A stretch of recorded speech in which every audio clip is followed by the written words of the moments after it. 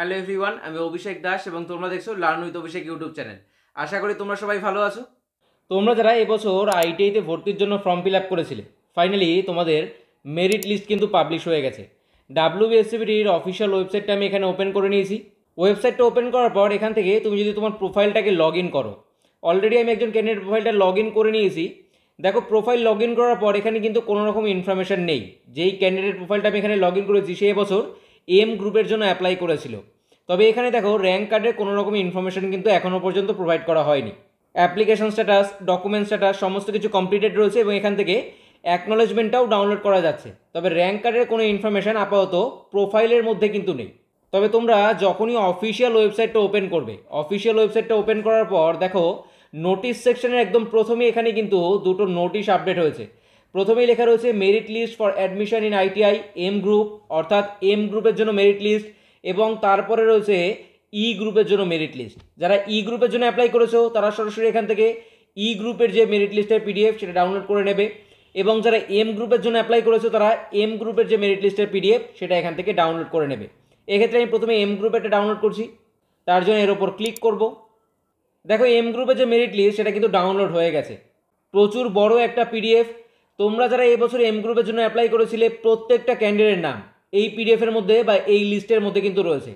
যদি একটু জুম করি, একদম প্রথমে এসে আমি যদি একটু জুম করি, তাহলে প্রথমেই এখানে লেখা রয়েছে ফর্ম নাম্বার। তোমরা তোমাদের অ্যাকনোলেজমেন্টটা ডাউনলোড করবে, সেখান থেকে তোমরা তোমাদের ফর্ম নাম্বারটা পেয়ে যাবে। তারপর নেম অফ দ্য অ্যাপ্লিকেন্ট, অর্থাৎ তোমার নাম এখানে লেখা রয়েছে। ফাদার্স নেম, তোমার বাবার নাম।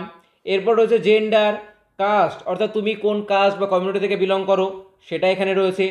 ডিফারেন্সিয়ালি অ্যাবেল, যদি তুমি পিডাব্লিউডি ক্যান্ডিডেট হয়ে থাকো তার যে স্ট্যাটাস সেটা তুমি এখান থেকে চেক করতে পারবে। পিবিএসএসডি কোটা, কেউ যদি পিবিএসএসডি কোটার ইয়েস করে থাকো বা নো করে থাকো তার ডিটেলসটা এখান থেকে চেক করতে পারবে। এরপর এখানে প্রথমেই রয়েছে জেনারেল র্যাঙ্ক, অর্থাৎ প্রত্যেকটা ক্যান্ডিডেট জেনারেল র্যাঙ্ক হয়। তুমি এসসি, এসটি, ওবিসি যেই কমিউনিটি থেকে বিলং করো না কেন প্রত্যেকটা ক্যান্ডিডেটের ক্ষেত্রেই কিন্তু জেনারেল র্যাঙ্ক হয়। তো প্রথমেই এখান থেকে তুমি তোমার জেনারেল র্যাঙ্কটাকে চেক করতে পারবে। তারপর হচ্ছে কাস্ট র্যাঙ্ক, অর্থাৎ তুমি যদি কোনো কাস্ট থেকে বিলং করো, সেটা এসসি হতে পারে, এসটি হতে পারে, ওবিসি হতে পারে, সেই যে কাস্ট র্যাঙ্ক সেটা এখান থেকে তুমি চেক করতে পারবে। তারপর রয়েছে পিএইচ র্যাঙ্ক, অর্থাৎ কেউ যদি ডিফারেন্সিয়ালি অ্যাবেল ক্যান্ডিডেট হয়ে থাকো, পিডাব্লিউডি ক্যান্ডিডেট হয়ে থাকো, ইএস করে থাকো ফর্ম ফিল আপ করার সময়, তো সেক্ষেত্রে তুমি তোমার পিএইচ র্যাঙ্কটা এই জায়গা থেকে তুমি সেটা চেক করতে পারবে। এত বড় একটা লিস্ট, এই লিস্টের মধ্যে থেকে নিজের নামটা কীভাবে খুঁজে বার করবে?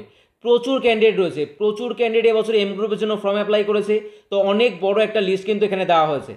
নিজের নামটা খুঁজে দেখার জন্য পিডিএফটা ওপেন করার পর যে কোনো অ্যাপ্লিকেশনের মাধ্যমে তুমি পিডিএফটা ওপেন করো, দেন সার্চ করো তোমার যে নাম সেটা তুমি এখানে সার্চ করো। যেমন আমি একজন ক্যান্ডিডেট নাম এখানে সার্চ করছি, SUBHRAJYOTI, শুভ্রজ্যোতি সরকার। এই একজন ক্যান্ডিডেট যার ফর্মটা আমি ফিল আপ করেছিলাম, সেই ভিডিওটা তোমাদের সাথে শেয়ার করেছি। তার নামটা আমি এখানে সার্চ করব, সরাসরি তোমরা দেখতে পাচ্ছ এখানে চলে এসেছে তার নাম শুভ্রজ্যোতি সরকার। একটু আমি জুম করছি, দেখো এখানে ফর্ম নাম্বার রয়েছে, তারপর শুভ্রজ্যোতি সরকার নেম, ফাদার্স নেম, জেন্ডার সমস্ত কিছু এখানে শো করছে। এবং তার যদি র্যাঙ্কের কথা বলি, তাহলে র্যাঙ্ক কিন্তু হয়েছে তার 1157। জেনারেল র্যাঙ্কের যদি কথা বলি তাহলে 1157 জেনারেল র্যাঙ্ক। সে কোনো কাস্ট বা কমিউনিটি থেকে বিলং করে না, তো সেই ক্ষেত্রে জেনারেল র্যাঙ্কটা এখানে রয়েছে 1157। তো এইভাবে এত বড় একটা লিস্টের মধ্যে খুব সহজে কিন্তু তুমি তোমার নামটা খুঁজে বার করতে পারবে, এবং তোমার জেনারেল র্যাঙ্ক বা তুমি যদি কোনো কাস্ট বা কমিউনিটি থেকে বিলং করো সেক্ষেত্রে তোমার কাস্ট র্যাঙ্ক বা পিএইচ র্যাঙ্ক কত কি হয়েছে সেটা তুমি কিন্তু এই লিস্ট থেকে খুব সহজেই বার করতে পারবে, কোনো রকম সমস্যা হবে না। আর যারা প্রোফাইলটা লগ ইন করছো, প্রোফাইল লগ ইন করে আপাতত কিন্তু কোনো রকম র্যাঙ্ক চেক করা যাচ্ছে না। কবে চয়েস ফিলিং হবে বা পরবর্তী প্রসেসগুলো কবে থেকে স্টার্ট হবে সেই সম্পর্কে কোনো রকম আপডেট দিলে অবশ্যই শেয়ার করা হবে। তার জন্য এখনও যারা চ্যানেলটা সাবস্ক্রাইব করোনি অবশ্যই সাবস্ক্রাইব করে দিও, কারণ সমস্ত রকম আপডেট ফিউচারে তোমরা কিন্তু এই চ্যানেল থেকে পাবে। তার পাশাপাশি টেলিগ্রাম চ্যানেলেও সমস্ত রকম আপডেট আমরা শেয়ার করি, তাই যারা এখনও টেলিগ্রাম চ্যানেলটা জয়েন করোনি, ভিডিও ডিসক্রিপশনে লিঙ্ক দেওয়া আছে, সেখান থেকে অবশ্যই তোমরা কিন্তু টেলিগ্রাম চ্যানেলটা জয়েন করে নিও। সেখানেও তোমরা পিডিএফ দুটো পেয়ে যাবে, এম গ্রুপ অথবা ই গ্রুপ, সেখান থেকেও চাইলে ডাউনলোড করতে পারবে।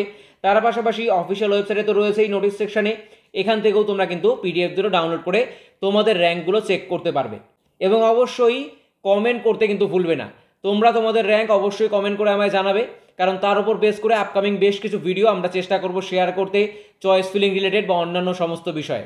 তাই তাড়াতাড়ি তোমরা এম গ্রুপ বা ই গ্রুপ যেই গ্রুপের জন্য অ্যাপ্লাই করেছো না কেন পিডিএফ ডাউনলোড করো এবং নিজের র্যাঙ্কটা চেক করো, এবং অবশ্যই কমেন্ট করে আমাদের জানিও যে তোমার র্যাঙ্ক কত হয়েছে। তাহলে আজকের ভিডিওতে এ পর্যন্তই। তোমাদের সাথে দেখা হচ্ছে পরবর্তী ভিডিওতে। ভালো থেকো, সুস্থ থেকো। Best of luck all of you guys. Thank you.